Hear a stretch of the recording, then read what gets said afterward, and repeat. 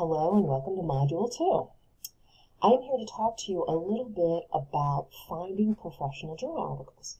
Now, I know it might be a little bit intimidating at first, but it's a lot easier than it used to be.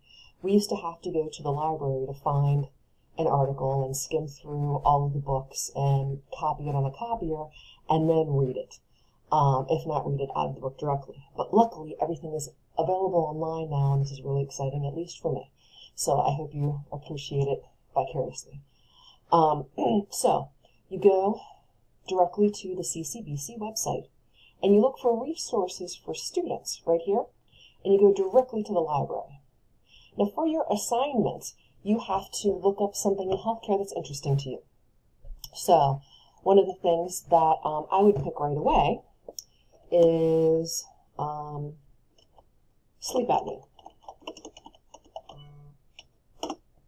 So if you put in sleep apnea, what it will do is bring up a bunch of different articles on sleep apnea, and it has a tendency to sort them most recent and then most relevant. So here are a bunch of sleep apnea articles from 2018, and this right here is heart failure to do with a CPAP machine. So it's something that we're dealing with right now in sleep. But what I'm asking you to do is to go through and find 3 articles about a topic that is interesting to you. And when you pick an article, it's important to pick one that has a PDF here, because then you know you have the whole article. So here's one, screening for obstructive sleep apnea among hospital outpatients. So we're going to click on this, and it says login for access, and of course I have to log in. And there's my login information. And what will pop up is, wow, here's the article. Now, I want to show you how to cite things relatively easy. So here is the article, and I minimized it just so you can see these toolbars over here on the side. So this one is to cite. So when you click on that, it brings things up automatically in APA style. So you scroll down to APA style, and you select this, and you can put this right into your reference sheet, which I find incredibly convenient, because before we used to have to do it by hand. So also, a favorite site of mine is called Son of a Citation Machine. And here we go. I use it all the time. And I click on APA Citation Form Generator. And if you have a website and you're not exactly how to cite it, or a book or magazine or something like that, you can click on that, and it will bring up a bunch of sites, and hopefully one of the ones that you're interested in. You click on it, and this is a good one from the Mayo Clinic. You click on it, and what it will do is generate the site the best that citation the best that it can. So, and you say, okay, create the citation. And so at that point, you can copy it and post that into your reference sheet. And that's nice and easy. I just make sure to check it. But something that I also want to show you, and now you can see me good, I would recommend investing in one of these books. It is the publication manual for APA style. And just because you're going to be writing so much in your career, and also in healthcare, this is information that you go into college classes and everybody just expects that you know. That you came along it somehow. Now they are actually teaching this a little bit in high school, whereas when I went to high school, they didn't teach this.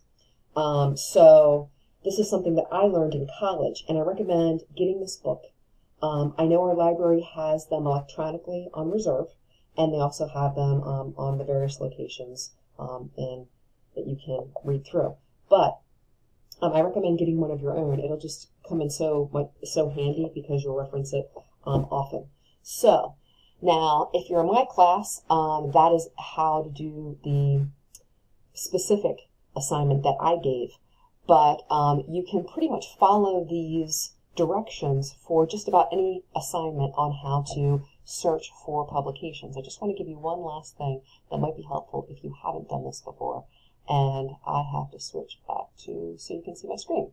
Okay, so another site that I use on a regular basis is PubMed. And you go right to PubMed, and there is a big listing, and all you have to do is just put in a specific topic, and it will do the same thing and come back with some of the most recent things. However, if you don't belong to an institution that gives you a really good subscription to this, you don't get as many free as you would like. I know I used to work at NIH, and we could get just about anything for free.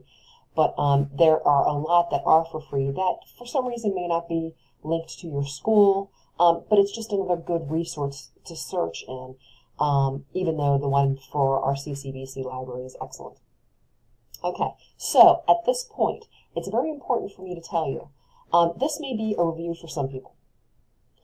This may be a kind of, I knew some of this, but I didn't know all of this situation for other people. And some of you, this is brand new information and you've never heard it before. So, if you are in a situation where you feel lost and you don't know what I'm talking about, please contact me right away, because there are so many resources at your disposal. We have a writing center that can talk to you on the telephone, can talk to you online, and I can talk to you on the telephone or online, or do some type of chat.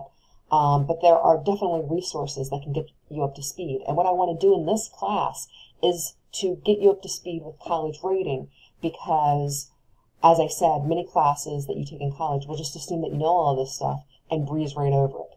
And if you haven't been in school for several years, or if you went to high school 20 years ago, they didn't teach this. So don't feel intimidated, don't feel like you can't reach out. Reach out right away, and we will get you the resources that you need and the tools for success. And that is one of the things that this class is designed for. So thank you very much, and I look forward to hearing from you soon.